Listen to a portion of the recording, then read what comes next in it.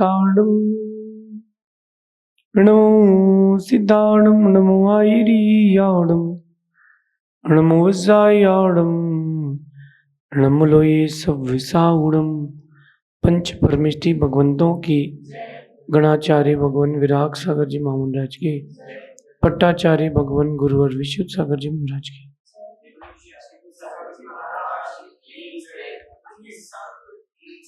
यहाँ हम सभी सुख और गुणों की अभिवृद्धि के लिए नीति के विषयों का श्रवण कर रहे हैं।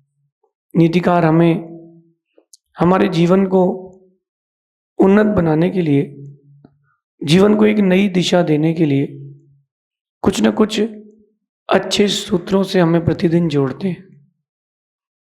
शब्द तभी आपके जीवन में औषधि बनते हैं जब आप उनको अपने जीवन में उतारते हैं।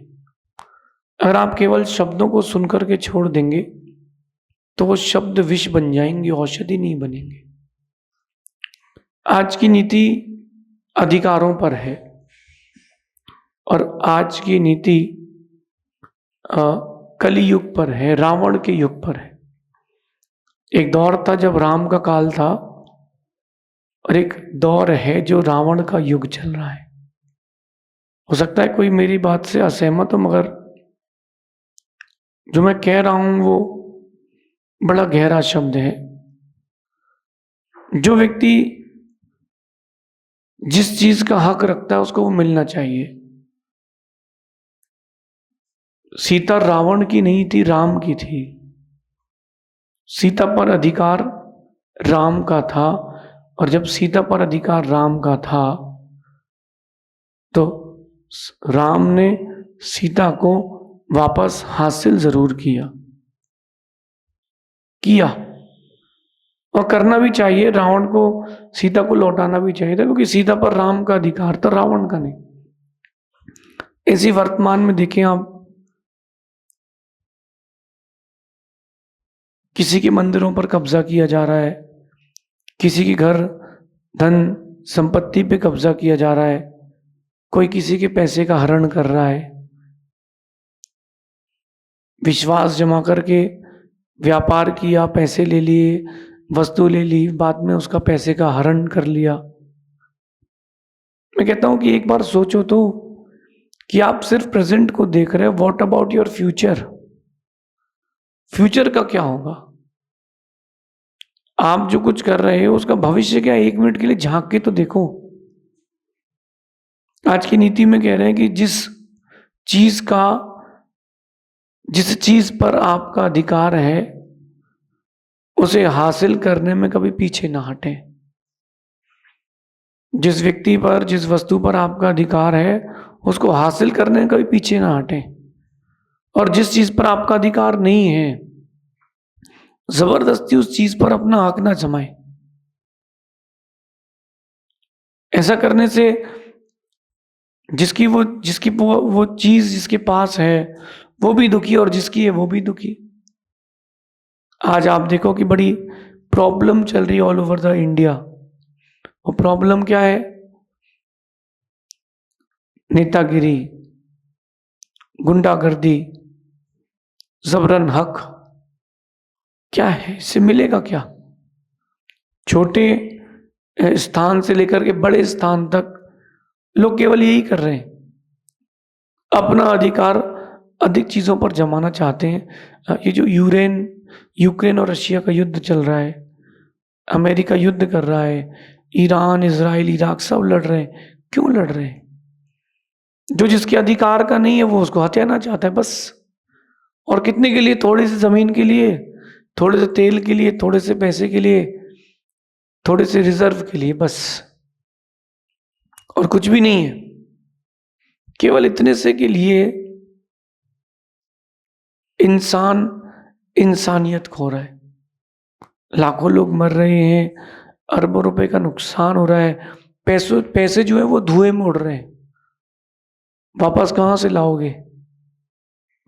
एक बहुत बड़े लेवल में अनधिकृत चेष्टा, छोटे लेवल की अनधिकृत चेष्टा देखो आप। बहुत सारे लोग बिजनेस करते हैं, ITUS, इसकी टोपी उसके सर। इसका पैसा लो, अपना जीवन जियो, फिर उसके पैसे का चुकारा कुछ थोड़े से दूसरे के पैसे से कर दो, लालच दे दो, परेशान करके फिर एट द एंड डकार लो। देखो, ध्यान रखना, आपने अपने अधिकार के बाहर जो कुछ भी किसी का भी लिया है वो तुमको देना पड़ेगा। अगर आपने किसी से पैसा लिया है और आपने उसका वापस नहीं किया है, तुमको अगले जन्म में बैल बन के चुकाना पड़ेगा। चुकाना पड़ेगा, आपको उस चीज का चुकारा करना पड़ेगा। क्यों करना पड़ेगा? और कोई ऑप्शन ही नहीं है। कर्म कहता है कि तुमने जो जो भार लिए हैं वो तुमको छोड़ना पड़ेंगे। अपने अधिकार की बाहर की चीजों को पर क्यों अपना अधिकार जमा रहे हो? 1 मिनट के लिए बैठ करके सोचो तो, जो बाहर की चीजें हैं वो बाहर रह जाएंगी, बाहर रह जाएंगी। अच्छा, कुछ लोग क्या करते हैं, किसी की प्रॉपर्टी को, किसी के पोजीशन को, ये जो हथियार लेते हैं, जो आजकल पॉलिटिक्स चल रही है, जो ये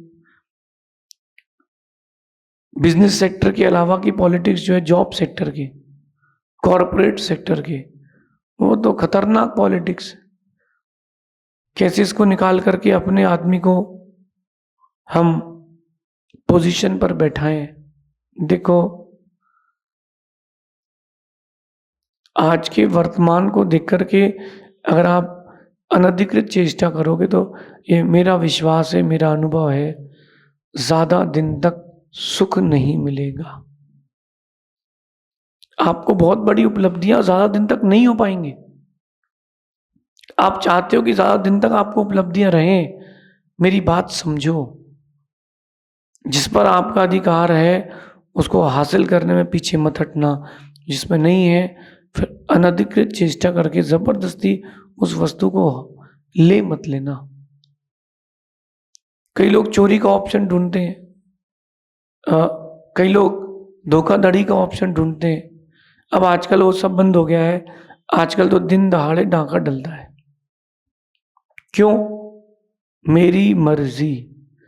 हम सत्ता में हैं, हम कुछ भी कर सकते हैं। आपकी अनधिकृत चेष्टा आपके फ्यूचर को बिगाड़ रही है। और ये बात बचपन से समझना पड़ेगी। ये बात आपको अभी से समझना पड़ेगी। जितनी कम उम्र से आप अपने बच्चों को ये बात समझाओगे, उतना ज्यादा भविष्य का, देश का और उसके व्यक्तित्व का निर्माण होगा। देखो, एक बच्चा 4 साल की उम्र में स्कूल गया और उसकी माँ ने कहा कि बेटा देखो, ऐसा है कि अपन को ये बुक्स वगैरह परचेज नहीं करना है। बोले माँ कैसे पढ़ूंगा? तुम तो हर दिन एक एक बच्चे की बुक चुरा के लाना। जब वो सब लंच में जाएंगे तब तुम उसकी एक बुक चुरा लेना, कभी साइंस की, किसी की मैथ्स की। उस बच्चे ने वही किया, अलग अलग बुक्स लास्ट पीरियड में, सेकंड लास्ट पीरियड में चुराई और अपना सेट बना लिया। फिर उसकी माँ ने कहा कि कॉम्पॉक्स बॉक्स भी भरो, किसी की पेंसिल लो, किसी का स्केल लो। करते करते करते उस बच्चे को चोरी की आदत हो गई। जो चीजें उसकी अधिकार की नहीं थी उन पर उसने अधिकार जमाना चालू कर दिया। अब देखना, धीरे धीरे धीरे धीरे उस बच्चे की वो अनधिकृत चेष्टाएं इतनी बढ़ गई कि एक दिन उसने किसी के यहाँ चोरी करी, सफल हो गया। अब उसने गैंग बना ली, चोरों का लीडर बन गया। चोरी करते करते करते करते एक दिन वो कहीं किसी बहुत बड़े सेठ के यहाँ चोरी के लिए गया और उसकी फैमिली जाग गई और उसने पूरी फैमिली को मार डाला। पैसे भी चुरा ली, फैमिली को भी मार डाला। लेकिन चोर कितना दूर भाग सकता है? पुलिस ने पकड़ा, उसका जो पाप था, जो दोष था, वो उजागर भी हो गया, उसको सजा होने वाली थी। अब कहानी समझना, जब उसको सजा होने वाली थी तो उसके फादर और उसकी मदर उसको देखने भी नहीं आए। जज ने बोला आपकी कोई आखिरी इच्छा है? बोले हाँ, मेरे साथ जो जो इस काम में थे उन सबको भी सजा होना चाहिए। उन्होंने कहा बताइए आपके साथ और कौन कौन था? कहानी में ट्विस्ट। उसने कहा मेरे माता पिता को बुलाइए। वो माता पिता को बुलाया गया। 60 साल की उम्र के वो दोनों वृद्ध। उन्होंने कहा कि हम लोग इसके साथ थे ही नहीं उस दिन, आप हमारा पूरा बैकग्राउंड चेक कर लीजिए, हम लोग पिछले 25 साल से इससे नहीं जुड़े हैं। ये तो छोटी उम्र में चोरी करना सीख गया था तो घर से निकल गया था। बच्चा कहता है जज साहब, चोरी करना तो इन्होंने ही सिखाया था। जब मैं छोटा था तब चोरी करना इन्होंने ही सिखाया था। अगर ये पहले दिन मुझे चोरी करना नहीं सिखाते कि बेटा अपने अधिकार की चीज़ों को रखो, अनधिकार की चीज़ों पर बलात् तुम प्रहार मत करो, तो शायद मैं ये नहीं करता। ये बात मैं क्यों कह रहा हूँ? क्योंकि जो पावर में होता है वो अपने अधिकारों का दुरुपयोग करता है। आज आप देख तो रहे हो इंडिया में क्या हो रहा है। गिरनार पर्वत सबको पता है कि जैनों का है। वेदों में, पुराणों में, हर दर्शन में लिखा है कि भगवान नेमिनाथ गिरनार पर्वत से मोक्ष गए, 5वीं टोक उनकी है। पता है, फिर भी देखो जैनों को वहां जाएं दर्शन करें तो धक्का मारा जाता है। और ये धक्का तब तक लगेगा जब तक आप लोग एकता से काम नहीं करेंगे। हमारे अधिकार की चीज है, हम उसे लेके रहेंगे। गिरनार हमारे अधिकार की चीज है, हम उसे लेके रहेंगे, लेकिन उसको लेने के लिए आपके लिए टीम होना चाहिए, आपके पास समर्पण होना चाहिए। 4 व्यक्ति कुछ नहीं कर सकते। मैं तो पैसा कमाऊंगा, मैं अपनी फैमिली देखूंगा। देखो, धर्म की रक्षा करना ये आपका कर्तव्य है।